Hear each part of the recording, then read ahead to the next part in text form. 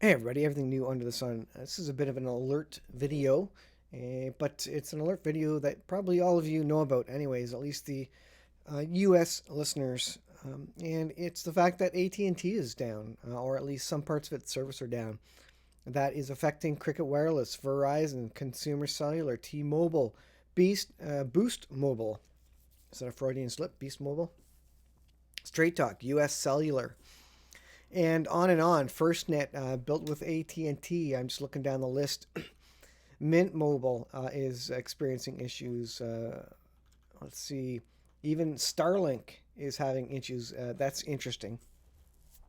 Now, what's the first thing that's going to happen when we go to World War III? First thing that's going to happen is everything goes radio silence. No cell phones work, no texting. Maybe TV signals are down, GPS signals are down. Um, Mapping software doesn't work, because GPS is down. All these sorts of things. These digital signals, radio signals, and frequencies and um, devices that we use to get around, to get us from place to place, to help us communicate. Those things are going to be down. Now, the devices themselves aren't necessarily going to be down. In this case, every individual cell phone works. The cell towers work. Just the hardware or software behind it that transfers all the information is down for whatever reason. And this is what's going to happen when stuff hits the fan. When World War III starts, it's not going to be a nuclear blast that you're going to see in your window, such as such as what you see in various movies about the nuclear apocalypse. That's not going to be your first sign. Your first sign, and Leave the World Behind, I think, did it well when the first thing that they noticed was that, oh, TV signals are not working. Oh, cell phones are not working. And then they looked out the window and there was a mushroom cloud. Now, I don't think we're going to see any mushroom clouds. I think there are 4 or 5 different passages in scriptures that could be describing the results of a nuclear blast. And I have videos on them out of Zechariah and other passages there, Ezekiel, about the results of a nuclear blast, such as in Israel, where they have to send, if you come across a corpse, you're to notify a special team who are skilled and properly maybe suited to go and collect and dispose of that body properly. And that would indicate, either a pandemic, a great, pandemic disease, or maybe a nuclear blast where the body was radioactive or whatever it may be. Right, so there's indications in the scriptures that suggest that it could be detailing what the writers, didn't have words for, but are otherwise known as nuclear blasts and the results of that. But I don't think that's going to happen. I think the easiest way to take out North America and United States, Canada, is simply by shutting down communications. If you shut down communications, the population will go crazy. Mad Max, the civilian population will be what the government is focusing on, just to keep the peace, just to keep the calm, and they won't necessarily be worrying about as much, defensively. It's going to be enough for certainly the police and probably a lot of the armed forces to keep the peace and keep people from going mad and looting, rioting in the streets, etc. When communications go down. I told the story before. Um, uh, I went to a gas station and the pumps weren't working. It was like a 10-15 minute outage, but already there was a person behind me who had pulled up and was trying to get gas. He was on his way home from work, whatever it may be. And he was already fighting with the attendant. After, this is a 10-15 minute outage. I waited there 10 minutes and it started working again. And then I pumped my gas with my debit card.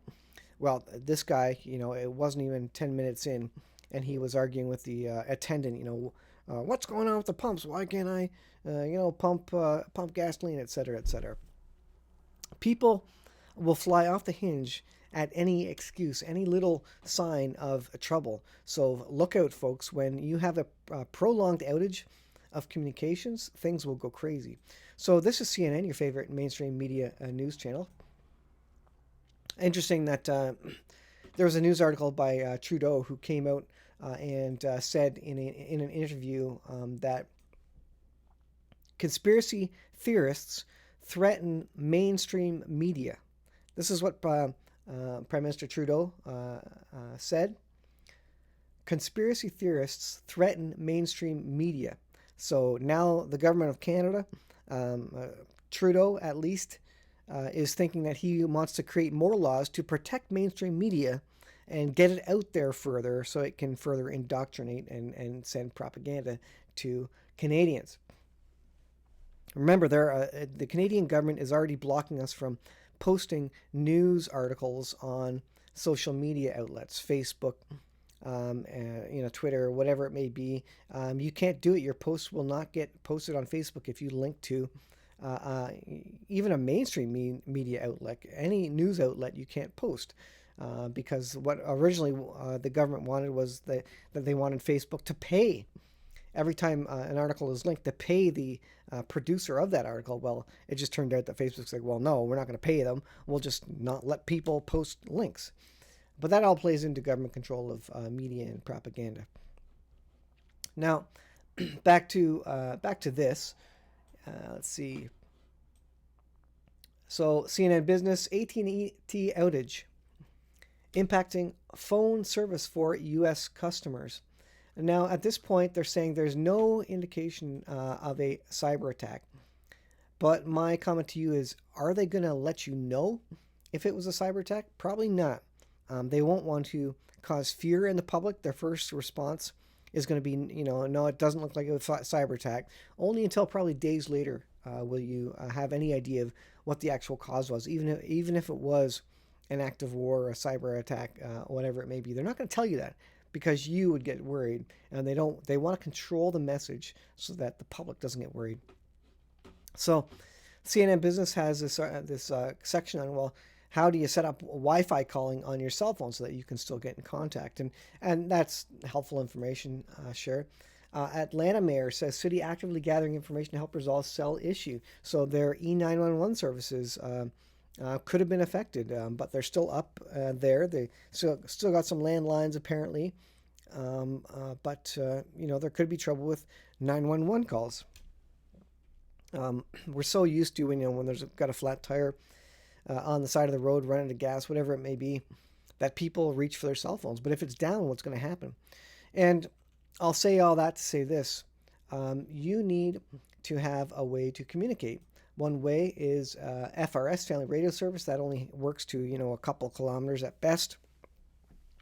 Ham radio, amateur radio, is the obvious go-to. You can communicate with people around the world with the right antennas, the right technology, the right systems.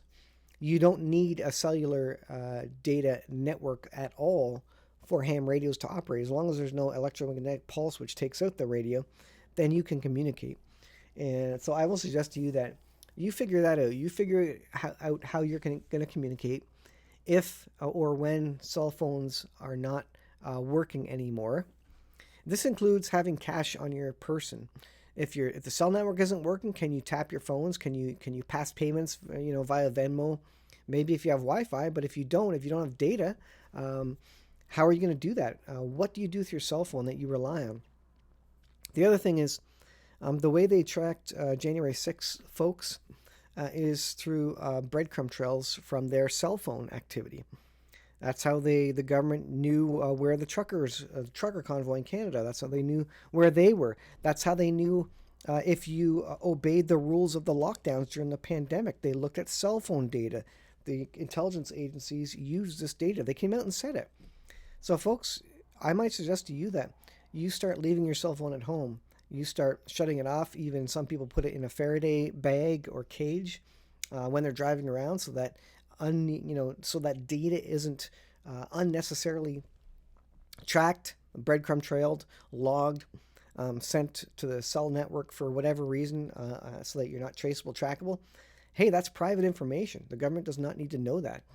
That's not someone acting in treason. That's simply saying, you know what, the government doesn't need to know this. Even better, don't have a cell phone. I don't have a cell phone. I don't need a cell phone.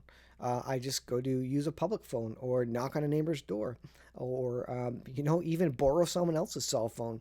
There's lots of other I was going to call them suckers, but there's lots of other folks out there with cell phones that will let you make a call if you have to. Not a big deal. You know, if they want a couple of bucks for the call, that's fine.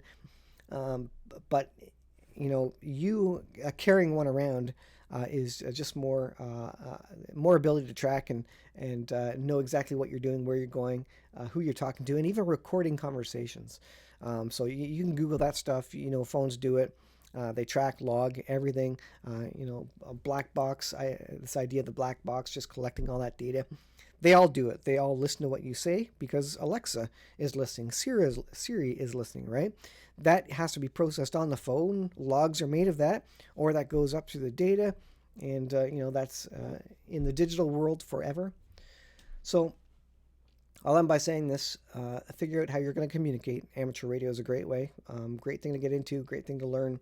It's a lot of fun, and it allows you to communicate a long ways if you ever had to. And we're seeing a perfect case of you know, why you would need this, especially just before World War III hits. All cell networks will go down, all communications will go down.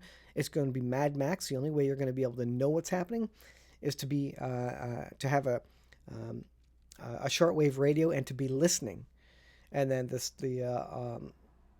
the cherry on top of that cake is to be able to communicate as well, to send information out if you need to in the case of an emergency. So thanks for watching, guys. I'll leave there. We'll see you in the next video.